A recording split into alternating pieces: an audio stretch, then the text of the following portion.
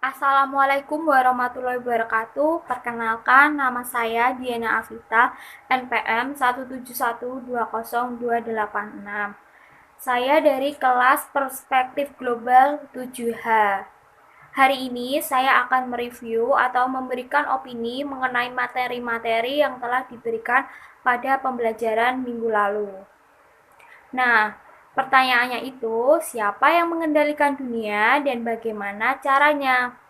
Uh, Menurut Chomsky, ada kelompok-kelompok tertentu di dalam struktur negara itu mampu untuk mengendalikan para pejabat atau pemimpin-pemimpin atau pihak-pihak yang menjadi pengambilan keputusan dalam negara. Mereka disebut korporasi global.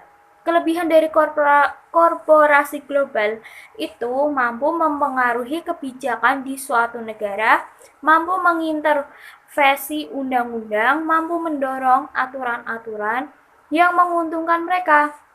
Mereka memiliki jaringan global dan contohnya perdagangan bebas seperti NAFTA dan sebagainya. Nah, Amerika memegang pengendali begitu besar. Ketika Amerika menjadi pemenang Perang Dunia Kedua dan diperkuat ketika memenangkan perang melawan Uni Soviet, setelah itu membuat berbagai institusi yang memungkinkan mereka untuk melambungkan kekuasaan atau pengendali dinamika yang ada di muka bumi ini. Amerika lah yang mengendalikan NATO. Kemudian Amerika juga yang mendorong berdirinya adanya PBB dan memiliki hak istimewa-istimewa lainnya.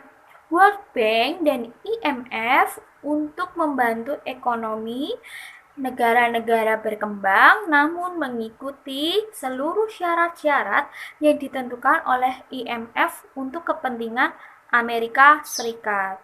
Jadi, World Bank dan IMF itu berpegang teguh pada Amerika Serikat. Apapun itu keputusan dan syarat-syarat ketika sebuah negara akan meminjam hutang ataupun meminjam uang kepada badan-badan tersebut, maka kebijakan-kebijakannya dimiliki atau dikuasai oleh Amerika Serikat. Kemudian bagaimana dolar menjadi mata uang dunia? Dolar jadi mata uang dunia berawal dari hasil perjanjian Bretton Woods pada tahun 1944, di mana perjanjian ini memang bertujuan menjadikan dolar Amerika Serikat sebagai mata uang dunia.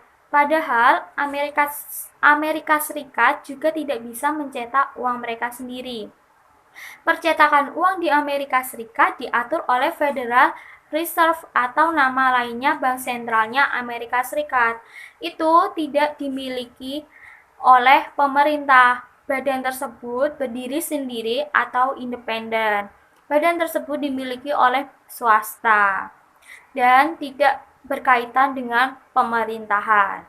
Kemudian, yang datang ke perjanjian Bretton Woods pada tahun 1944 ialah utusan dari Amerika Serikat beserta negara sekutu Amerika Serikat di Perang Dunia Kedua. Dengan dijadikan dolar Amerika Serikat sebagai mata uang dunia, maka akan menjadi lebih mudah bagi Amerika melakukan liberalisasi perdagangan dengan negara manapun di seluruh dunia. Amerika Serikat bisa mengontrol perdagangan bebas di seluruh dunia bersama negara-negara sekutunya. Perjanjian ini menghasilkan berdirinya IMF atau International Monetary Fund dan IBRD atau International Bank for Reconstruction and Development. IBRD ini cikal bakal adanya World Bank. Nah, World Bank itu tadi badan usaha yang dibentuk oleh Amerika Serikat. Nah, negara sekutu Amerika Serikat itu ada Belanda, Inggris, Rusia, Cina, dan beberapa negara berkembang di Asia Eropa, dan Afrika. Kemudian, mengapa Indonesia tidak mencetak uang yang lebih banyak ketika kita memiliki hutang? Alasannya, ketika Indonesia mencetak uang sendiri melalui Bank Indonesia, maka akan terjadi inflasi. Bagaimana terjadi inflasi? Terjadi inflasi karena kelebihan uang. Kelebihan uang tersebut tidak sesuai dengan adanya dolar yang masuk ke dalam Indonesia ataupun harga dolar semakin naik. Nah, hal tersebut dapat menjadi dampak buruk bagi Indonesia karena penghasilan warga atau masyarakat Indonesia tetap, namun harga kebutuhan warga Indonesia semakin meningkat. Itulah terjadinya inflasi. Jadi, Indonesia harus menukarkan atau membeli dolar terlebih dahulu. Percetakan uang di Indonesia diatur oleh Bank Indonesia atau Bank Sentralnya Indonesia. Bank Indonesia berdiri sendiri atau independen dan tidak ber-BUMN ataupun berkaitan dengan pemerintahan. Jadi, Bank Indonesia memiliki hak ataupun kebijakan-kebijakan yang sesuai tanpa adanya campur tangan atau urusan dari pemerintah. Nah, kemudian peta dunia pada tahun 1990. Peta dunia adalah peta yang berisikan seluruh wilayah, baik daratan maupun lautan yang ada di dunia ini. Seiring berkembangnya zaman, peta ini pun mengalami perubahan yang cukup signifikan. Banyak sekali wilayah dan bahkan negara yang dihapus dari peta sampai dengan saat ini. Penyebabnya sangatlah banyak, namun perubahan kepemerintahan serta dampak perang membuat sebagian negara yang dulunya ada di peta dunia harus hilang dan bahkan tidak diketahui oleh orang-orang yang hidup di generasi saat ini. Negara-negara yang dihapus pada peta dunia, yang pertama ada Jerman Timur. Itu pada tahun 1949 sampai dengan 1990.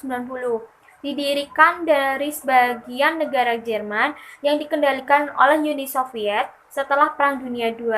Jerman Timur mungkin paling dikenal karena tembok Berlin dan kecenderungan untuk menembak orang yang berusaha menyeberang pembatas itu.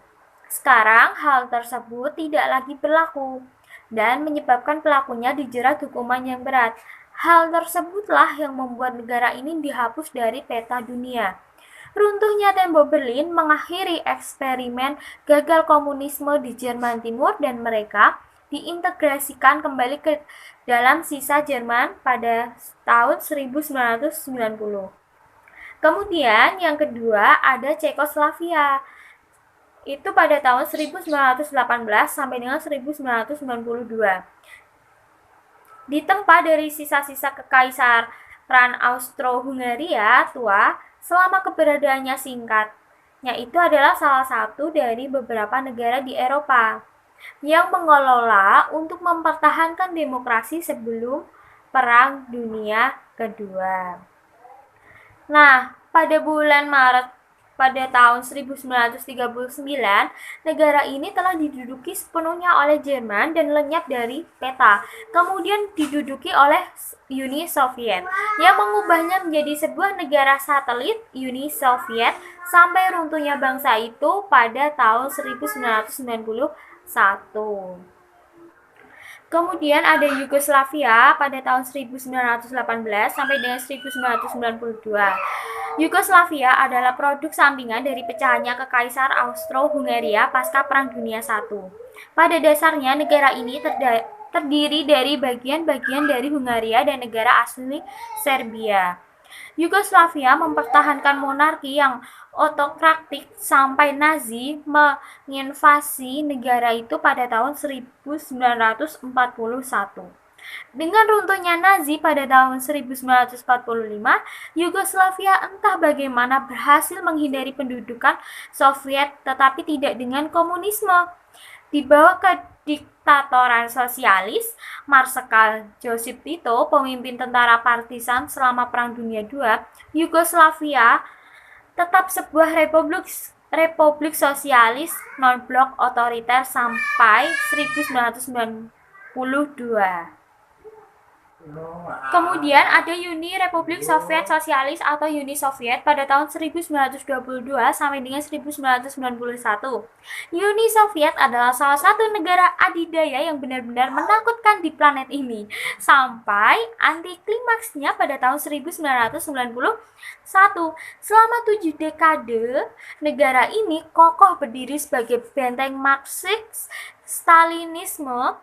Uni Soviet didirikan pada masa kacau setelah pecahnya Imperial Rusia pasca Perang Dunia Pertama. Tanda-tanda runtuhnya Uni Soviet sudah tampak pasca runtuhnya tembok Berlin pada tahun 1989 yang diikuti oleh hancurnya komunisme di Eropa Timur. Uni Soviet pun terpecah menjadi tidak kurang dari 15 negara berdaulat, menciptakan blok baru terbesar dari negara sejak pecahnya Austro-Hungaria Kekaisar pada tahun 1918. Cukup sekian review atau opini-opini dari saya. Terima kasih.